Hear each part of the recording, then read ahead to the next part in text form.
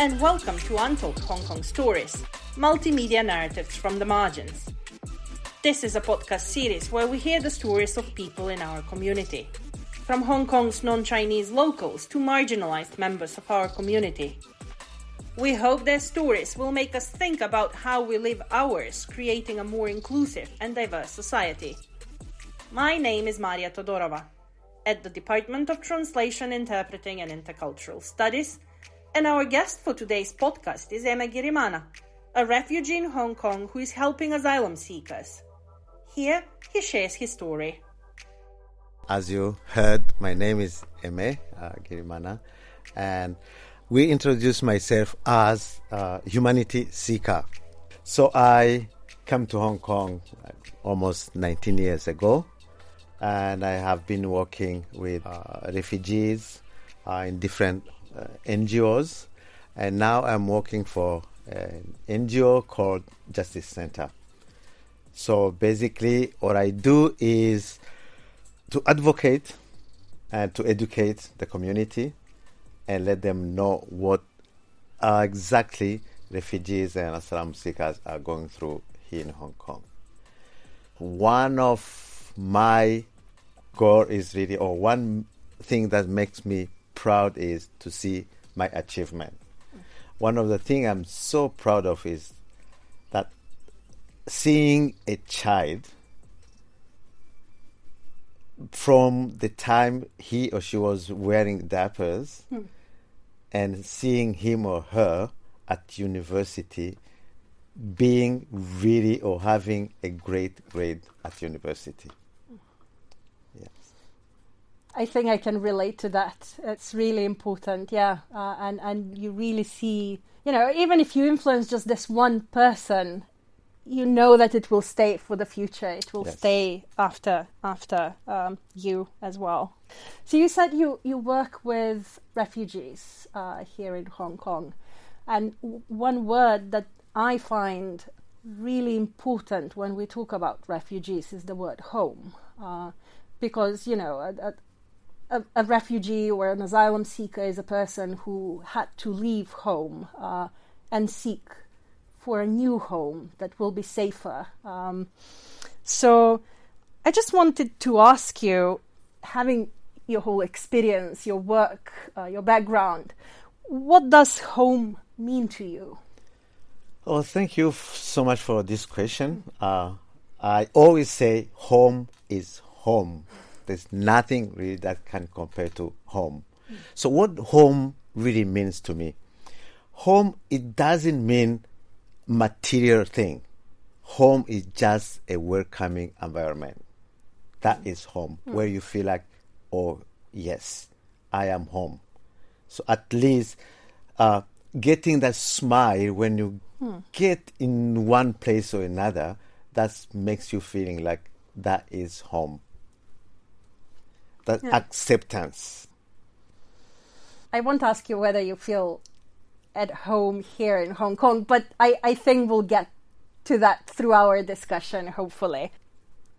I always want to ask about people's, what kind of languages they speak and how they use these different languages in their everyday life. So if you can tell us a little bit about, what are the languages that you speak?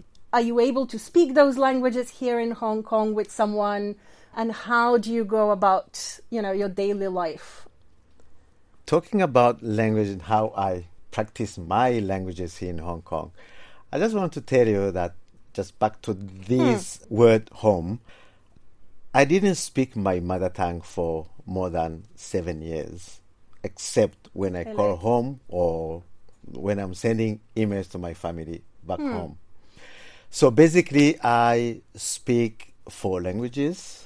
My official, of course, I have my mother tongue, which is Kirundi, and my official language is French, and I speak English, and I speak Swahili as well. How do I communicate with people in Hong Kong, or do I have any opportunity to use those languages here? I will say yes. So communicating with the local people here, thankfully, if you speak English, you are able to to communicate with the community in general. That's really something I can say that is great in Hong Kong. But of course, among the refugee communities, there are people who are French speakers, there are people who are speaking my mother tongue or another similar language, and of course there are people who are speaking Swahili.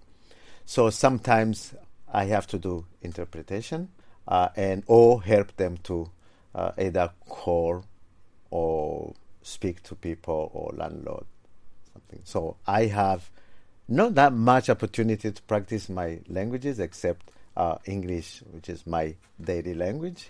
But of course I have opportunity sometimes to speak or to practice my languages. So, yeah. So what do you think are some of the biggest problems that refugees and asylum seekers have here in Hong Kong? Just to let you know, I have low background, and when I arrived here, I realized that refugees and asylum seekers in Hong Kong were completely forgotten. So people were sleeping at Star Ferry, waking up early in the morning.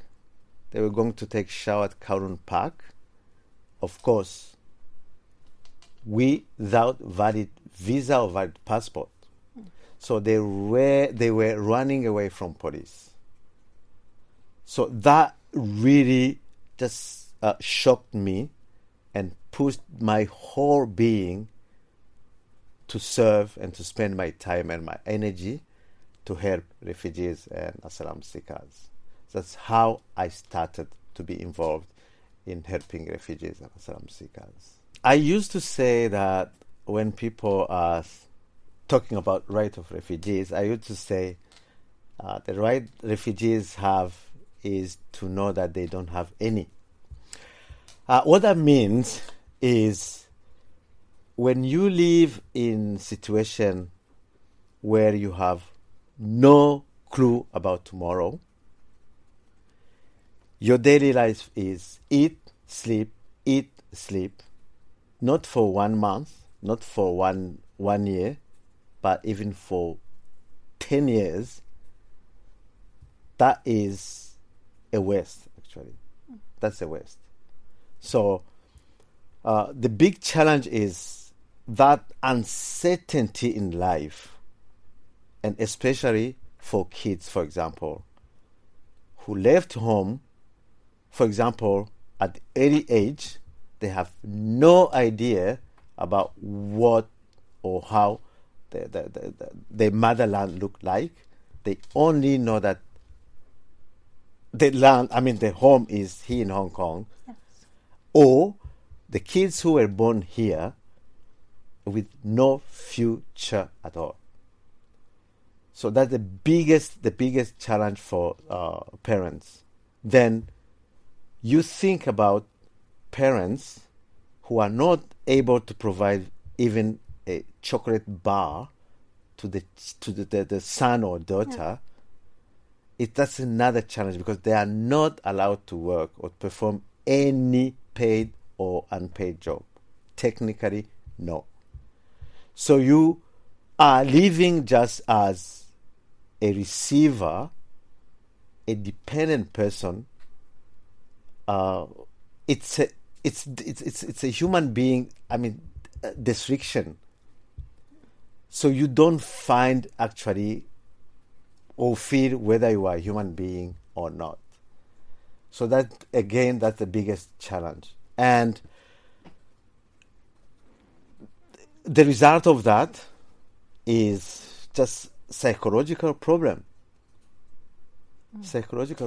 And thankfully, there are NGOs here in Hong Kong which are trying to fill in these gaps within the needs of refugees and asylum seekers. And one of them is Justice Center, the organization I'm working for. Do you feel comfortable sharing what do they need to perform their work or for their work to be even more effective. They're doing a lot in providing legal assistance to asylum seekers and non-refoulement claimants. How can their work be even more effective? Thank you so much for this question. Just to remember, they are doing this job on pro bono basis. And think about the number of people who are seeking international protection in Hong Kong who are not English speakers, right, who don't speak Cantonese, and who have no idea about refugee law. So you can imagine how really crucial Justice Center is within the refugee and asylum seekers community. So what can you do? That is a very good question. First of all, it's to increase our manpower so that we can cope with the demand of the asylum seekers and refugees. Right. So in other words, it's supporting us financially. Right. So because we are not financially supported by Hong Kong government, because we are helping non-Hong Kong ID holders. Right. But of course, spread the word. Yeah. Tell people that there are refugees who need really help. As I used to say, no one knows who will be the next refugee. Right.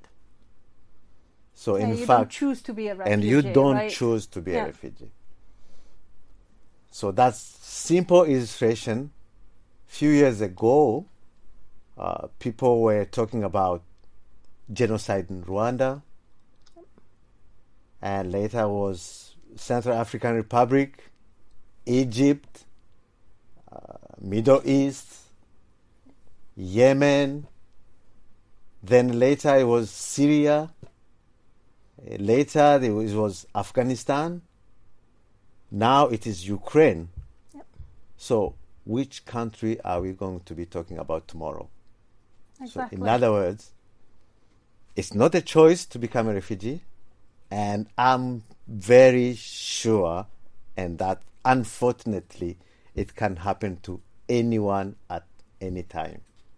Yes. Yeah. You listed quite a number of, kind of modern day, if I can say, 21st century conflicts that have produced, made a lot of people to have to leave their homes and everything behind and be scattered around the world. I have also witnessed some of that in former Yugoslavia, in ex-Yugoslavia. So I know exactly what you're talking about. If I can go back to the issue of languages, since that's one of the things that I'm interested in, and kind of also since I have worked as an interpreter myself, and I have worked as an interpreter for UNHCR and in refugee camps at border crossings where there were a lot of refugees and asylum seekers. So you mentioned that some of the asylum seekers that come to Hong Kong don't necessarily speak English or Cantonese, so they don't speak the local languages. How difficult it is to find support, or how easy it is to find support, language support for them. Are there sufficient interpreters to provide this support? Yes, I think I'm talking to the right person. You know how expensive interpreters are here in Hong Kong. Yes. And when it comes to NGOs which are serving refugees and asylum seekers, they don't have that really financial capacity to pay. So we rely on pro bono interpreters. So it's very hard.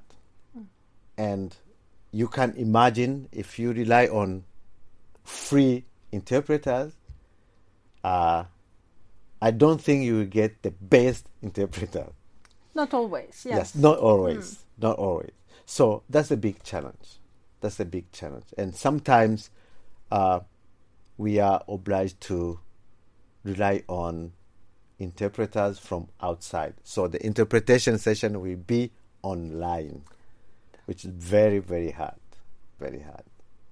The need for language, it's not just to fill in the forms that you need to file your claim. application, Yes. your claim, and get legal assistance. It's a lot bigger than that, isn't it? You know, it is bigger than that. It's not just filling the form.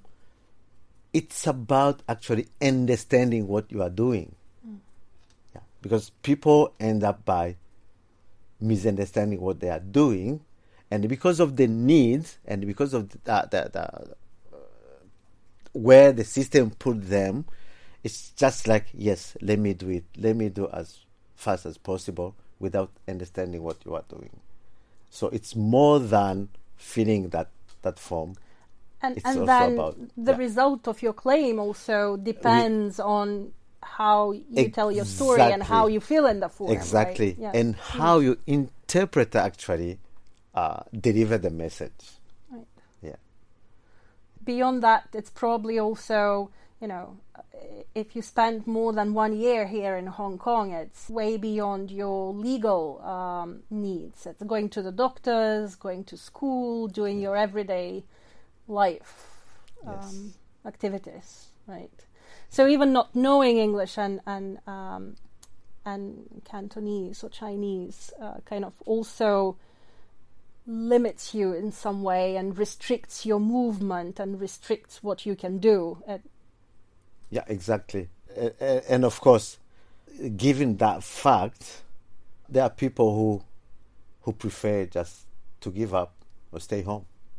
You don't need to be identified as a non-Chinese person or somebody who only speak your own dialect, so you prefer to stay home.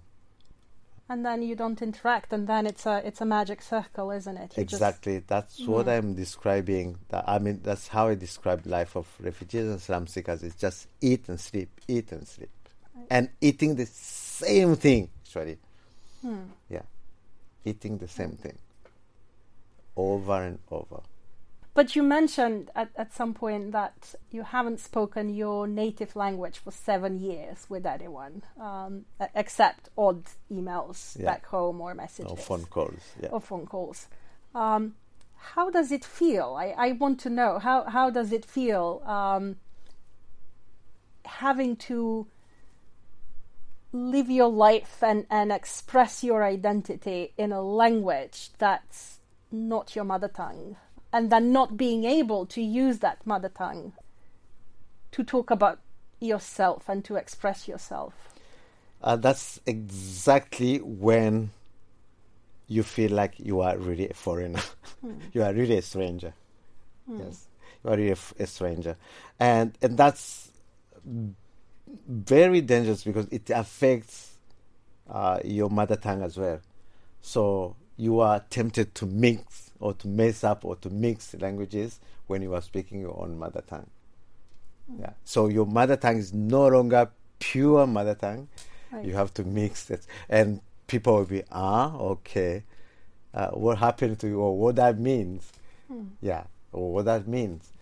So it's it affects really. So you're not able to express yourself in any of the languages, right? Because you lose your mother tongue a bit slowly, but then you don't feel like the other languages can fully, express what everything. you are feeling. Yes. How do they manage to overcome this difficult periods? Yes. So that's a good question. Okay.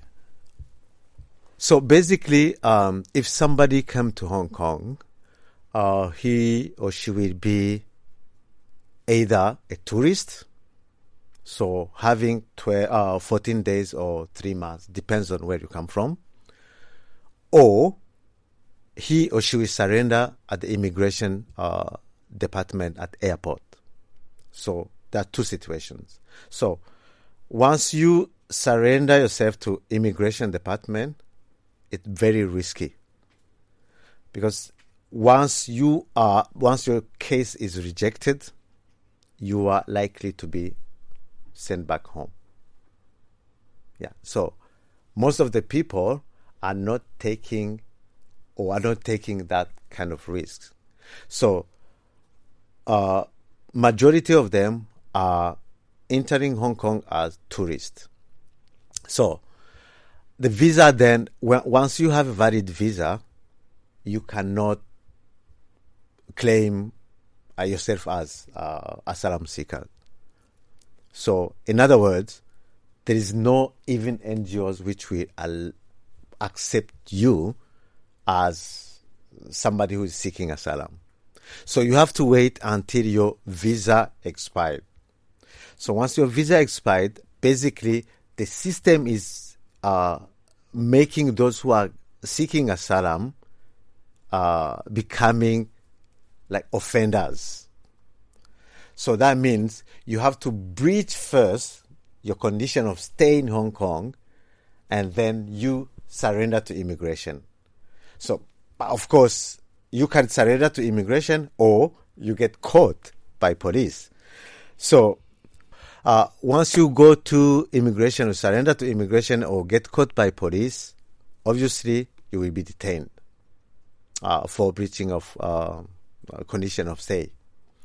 So, usually it depends on your situation.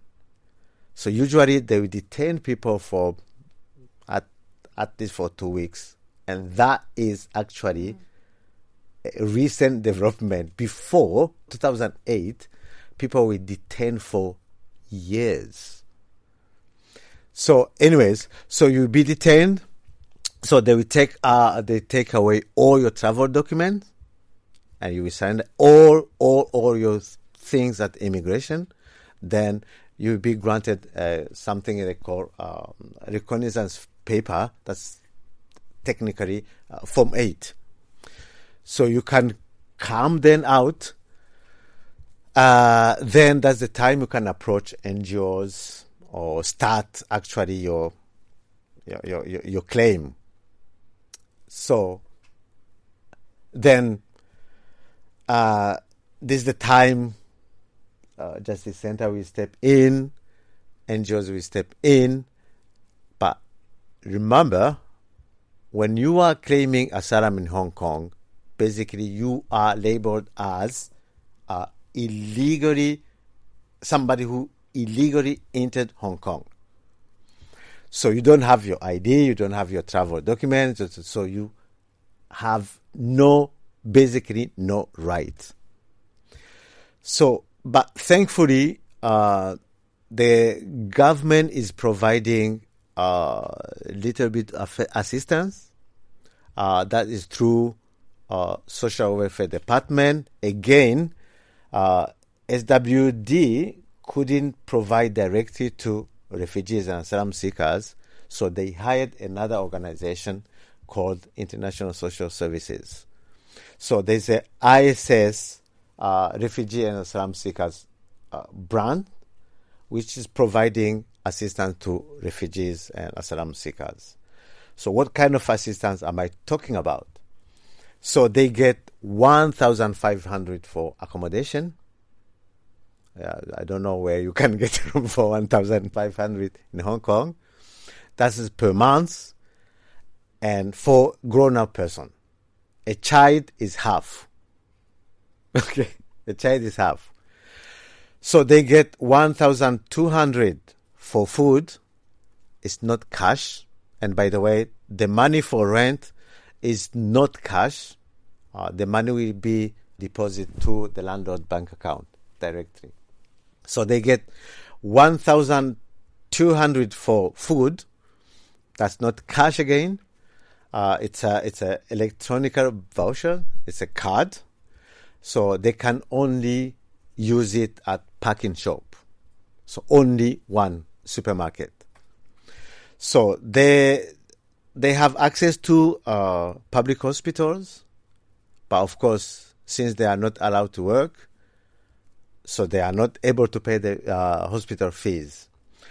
So the SWD will waive the medical fees. So you have to get the medical waiver first, which lasts for 24 hours. So you go to the hospital, and the hospital will allow you to get treatment. But just for information, we have so many complaints that saying that no matter what you suffer from, you will only get painkillers. Kids from refugee families, they are allowed to go to local schools until they are 18 years, technically until they are 18 years. So the government pays for the school fees, textbook, but no uniform, no stationaries, no miscellaneous at all. That means you are supposed to send your child to school without even a ball pen. So in short, that is how life of refugees look like in terms of assistance. And that's the reason actually we have NGOs which are stepping in to fill in the gaps, whatever. So just a simple example. So, in packing shop, there is no rice cooker. They do sell rice, but if you buy rice in packing shop, how can you eat the rice without a rice cooker? So that's one of the example I used to give. So that's there's no gas stove. There's no, I don't know. That's even the room, for example, there you may find a empty room, no mattress, no bed. So that's the thing NGOs are doing. Yes. So basically, not being allowed to work, getting only that limited assistance for life, not being able to plan your tomorrow. That is how life of refugees and asylum seekers can look like. That means they sleep, eat, unless those kind of NGOs are planning activities like classes or outings, things like that. That's the time they go out. Again, they don't have money to pay transportation. So NGOs have to pay the transport money in order to attend those activities. Yeah, that's that. But that's the mental health supports they get. It's really also, just giving them something to do in their life, in their everyday life. Yes. So how do they overcome this kind of situation? Basically, there are two hopes for those whose cases are accepted. So one hope is they are able to legally work in Hong Kong if you are granted refugee status. Yeah. So the second one is if you are granted refugee status through United Nations High Commissioner for Refugees, you can be resettled in the third country. So that's one hope or two hopes for one group of this community. And I'm talking about less than 350 within more than 13,000. Yes. So how do they really overcome the situation? So let's say in my case, for example, it's just really living here with alone, without my family. Yeah, without my wife is not here, my kids are not here for 18 years. I can tell you, I only have, let's say, two strengths. Two. One is my faith. I know everything happened for a purpose. And my second strength is what I'm doing to the community. So it helps me to, when I give, and people should really enjoy that. I mean, feel that joy of giving to the community. Yeah. So those are really the two main strengths for me. But of course, my wife who's supporting me all the time, though she's far away, but she's supporting me a lot. So for others, really, I really don't most of the time understand how they cope with this situation. But of course, that's the reason we have our psychosocial program. Yeah. So, of course, we do organize outings. We do organize some activities that to relax and just to get out and to have just less time to think about their own problems. Yeah. We've talked a lot about refugees and asylum seekers as a group. You're also from Africa. How has that been a challenge or a good thing about being here in Hong Kong? Has that affected your finding home in Hong Kong and feeling welcome in Hong Kong? Yeah. So that's a very good question, and I'm really very thankful that things are changing in a positive way, actually. So when the first surprise I got when I came to Hong Kong was somebody who asked me whether we have rice at home. I was, wow. Okay. So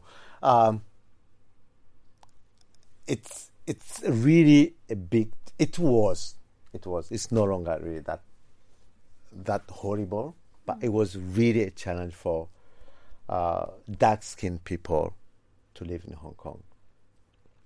Yeah, because and I blame. I'm sorry for teachers, and I blame really the education system in Hong Kong. So most of the community in Hong Kong, or local community, all they know about Africa is jungle, hunger, whatever, which is not the case. So somebody was shocked when I told him that I was driving back home. I said, wow, really? So you are not from Africa? Of course I'm from Africa. Yeah, so it was a big challenge. This was a big challenge. But for now, as I said, things are changing in a really very positive way. I have never dreamed to see African guys getting married to local Chinese. But now it's really common. It's really common. We have a lot who have been married to local Chinese.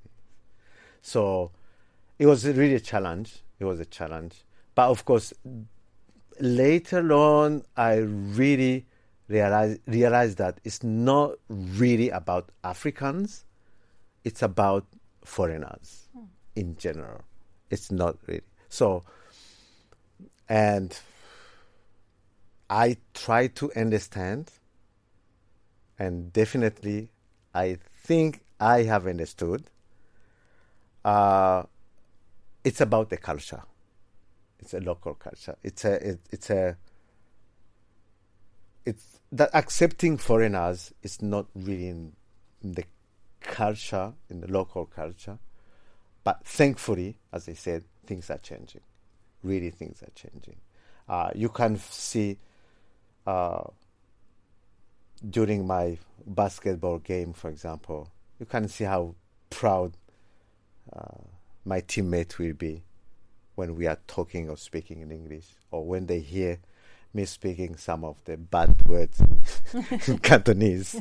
Yes. So they are so proud of that. And basically, if you come across somebody who have been outside from Hong Kong, it's different from somebody who have never been outside. So that's why I said, really, I'm seeing a brighter future for Hong Kong. Just guys, keep on. Tell people that there are really a forgotten community here, and tell people the other story or the other side of Hong Kong. Yes. So it's and as international city, and that's the core of, that's the core of Hong Kong. It's a international city, and that should be really kept. That diversity, acceptance of others, that should be, again, the core. Continue to be the core of Hong Kong. Right. Yeah. At the beginning, you mentioned, I think, that you've been here in Hong Kong for quite some time. Where do you see yourself in the future? I see my future I see myself in the future in a better place actually in Hong Kong. And thankfully, when I look back in 2004 when I came here, things have been improving, and significantly actually. That's why for me, I never lose hope. So I see myself in a better future in Hong Kong. And in fact, I do recall some of discrimination acts when we were going to look for a place or a house. Just looking at you, having dark skin, the answer was straight, we don't have house. But now, things are changing. So, and when I do my outreach at schools and universities, I can feel there's a really brighter future in Hong Kong. So what we need to do is to keep on bringing awareness to this community, especially young people who will be taking over whatever us grown-up people are doing today. It's so good to hear your optimism, and it's so nice to hear you say that you see a better future for Hong Kong and that you have hope for the future. So if I can end this interview with something that we ask all our interviewees, and that's, what are 3 words that you would use to describe your life here in Hong Kong? Just 3 words without explaining. Thank you so much for this question. And Hong Kong have been a learning space for me. Great. Thank you. Thank you, Emma. Thank you so much.